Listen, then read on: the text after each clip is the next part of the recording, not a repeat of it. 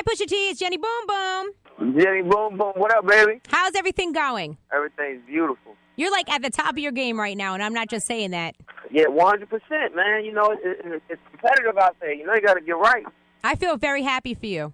No, thank you so much. You know, I'm glad you do because you've seen the rise. You've seen everything from clips to everything. Yes, I have. I sat here with you and your brother many a times, and I'm really happy. Last time I saw you was now like a couple years ago at the Watch the Throne album listening party, and I just felt so happy for you then. And now it's just like you sound incredible lyrically, Pusha T. Nah, thank you. You know, it's I think it's basically being around the creators, being around the creators, and being around people that like, you know, that basically push you. Well, you know, I do believe it has a lot to do with you being with Kanye. Yeah. No, definitely, man. Like, I mean, you have to, like, when rhyming amongst all of those guys and all those different personalities, you got to find a way to stick out. Right. And you got people melodic, like, you know, Sean's melodic. You got Kanye, who's like the witty pop culture guy. Right. You got, you know, you got Sci-Hi, you got Cudi, you know what I'm saying? Like, it's a lot of people who do a lot of different things, so I just have to be on top of my A1 hip-hop game. Right, because there is, you know, a lot of people kind of in line waiting to, like, shine. So what is the biggest thing you've learned so far? Because you've worked with so many people in the industry. You've been around a long time. So what's the biggest thing you've learned so far by working with Kanye West? The biggest thing that I've learned by working with Kanye West is that a record can always get better. Ooh. Like, I've worked on records. I thought that they were, like, perfect. I mean, everybody in the studio is going crazy. And Ye will come in and tear it down. Yeah, but don't you need people like that around you? Because I feel like a lot of times artists don't have that person around them. They have that, like, all those yes people. And so no one tells them, like, hey, no, this is how you need to fix it or correct it, or this isn't the right record or whatever, right? Yeah, no, 100%. And I feel like, man, you know, it's one of those things where it's one of those things where, you know, he's one of the last super producers. Oh, super producer, yes. Producers, yeah, not many producers can carry that title, and I think that comes along with being a super producer, not just a beat maker. Right. The thing I really liked about, first of all, I love about a Kanye album or even like the Cruel Summer album was the fact that you have all these little hidden surprises in the album, you know, musically, lyrically, like there's a lot of things that are unexpected in the album. So will we find that with your album when it comes out or the mixtape that's about to drop? I'm sure with My Name Is My Name, that's my album title. I'm sure that, you know, Kanye is definitely executive producing that whole thing, and there's definitely going to be tricks all through the production of it. Wonderful. And, of course, you got the mixtape. No, as far as Rapper Kane, my mixtape, I mean, that's just true to what I do and for my core fan base. It's just 100% street music. And, you know, in that perspective, in that 100% street perspective, regardless of what I'm talking about, whether it's, you know, the lifestyle, money, women, relationships, whatever, it's just the perspective of that guy. So, you know, I think everybody's gonna be really happy with the Rapper Kane for sure. Why did you decide to call it that, by the way, Pusha T? You know, I had to come to this realization that Big Daddy Kane was better than Rakim. and I've never thought that. And this record that he had called the Rapper Not the Kane, yeah. is like, I think what pushed me over the edge. And I just, you know, from that point on, of course it's just a play on, you know, what I'm known for as far as street hip hop. So, you know, I just thought it was dope, man. Everything I do is basically about paying homage, you know, to hip hop, and everything I do is like lyric driven, which is, you know, just fundamentally part of what hip hop is about. So it's like, man, you know, there are hidden, like, you know, even in the Rapper Kane, it does mean, I don't want people to just take it at face value. Like, it definitely came from, like, you know, my Big Daddy Kane, you know, being, you know, just a fan. So can we see some sort of, like, Big Daddy Kane feature in the future, or? I don't know, man. You know what? The funny thing is, I don't even know, I mean, I don't even know if if he'd be willing to do that. I'm sure he would, because he still performs. That's what I was about to tell you. I go see Big Daddy Kane every time he performs. Oh, wow. Every time. And even when I'm on festivals or shows or whatever, I've been on festivals with him where there was a stage and it was, catered to the pioneers or whatever. And I'm definitely going to watch that show. Wow. Well, I'm sure you can get him for a feature. Come on, let's make this thing happen, Pusha T. Come on, of course. All right, so let's talk about this Millions record. We actually premiered it on the radio this week for Craig G's 5 o'clock exclusive. So let's talk about this record right here. Yo, Millions in the Ceiling is just it just embodies the whole energy of just the street. The whole concept just comes from, guys stashing their money away. Right.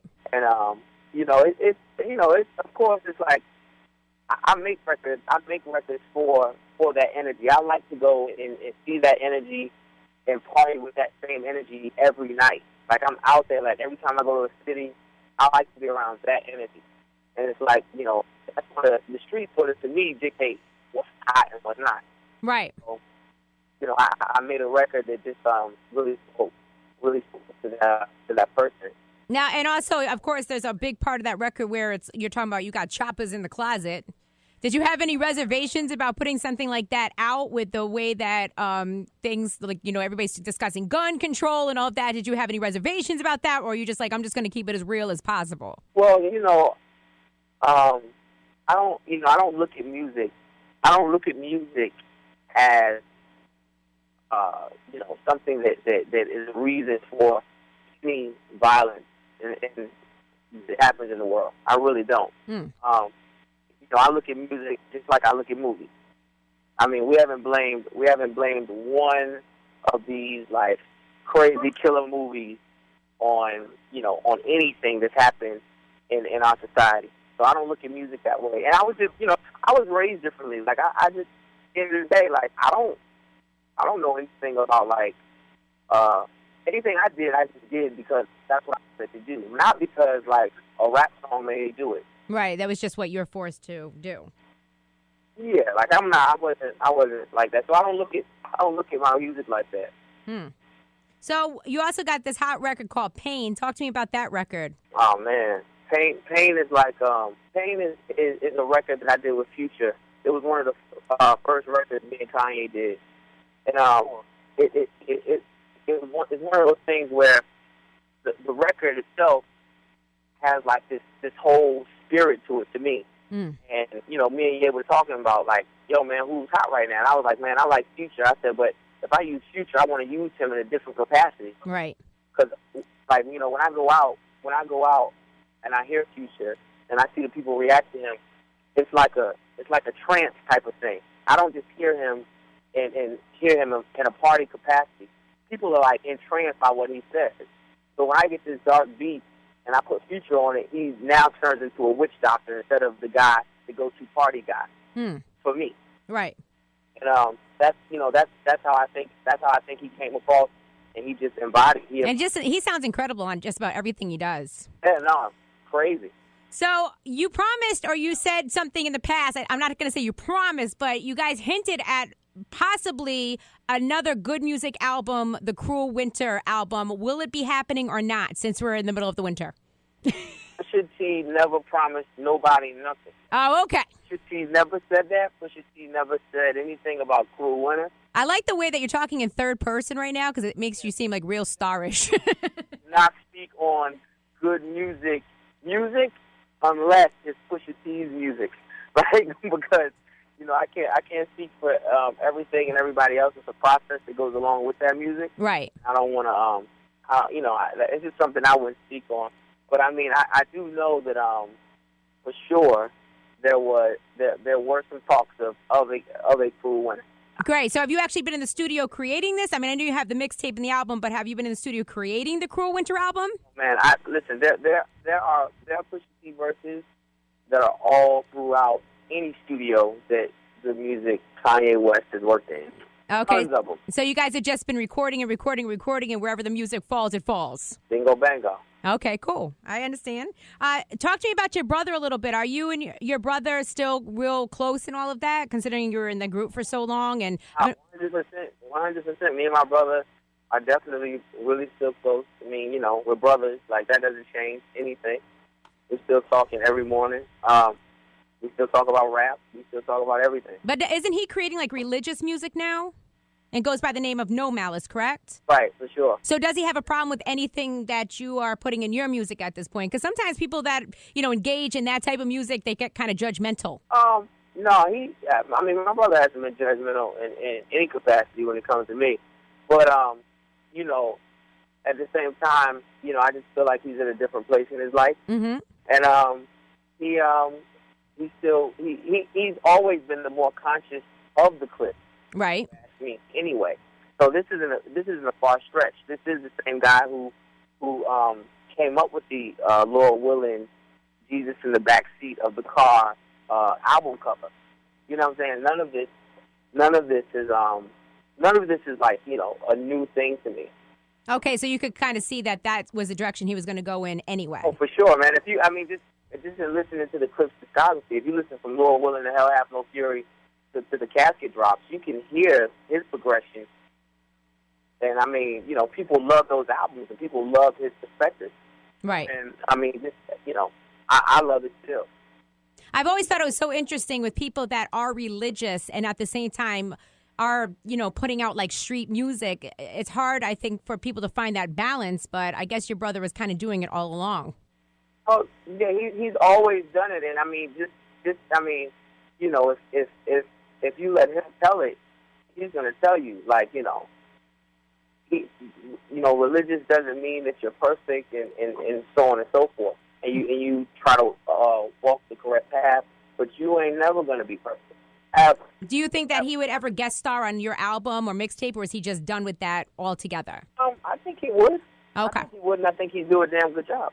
Okay. I love the fact that you said that, Pusha T. Well, for sure. So are we done with this whole Wayne thing? Are we done with it? Oh, listen, I'm always, I'm always finished with it. Like, it's not a big deal. It just keeps coming up a lot. You said, what's that? I said it just tends to come up at times. Jenny, it's one of those things where I'm like, you got to remember the position that I play in this. Like, I don't have as many fans as these guys, Right. I really don't. And, with that being the case, I can't let people, like, say things and talk ill of me, because it can be looked at very easily as, like, a loss.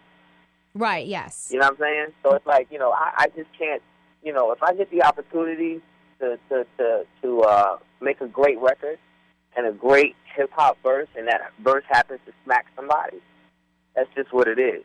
Which is what you just did a couple months ago, so congratulations. I do it a lot. But, I do it in the spirit of hip-hop, so I do it good, I do it tastefully.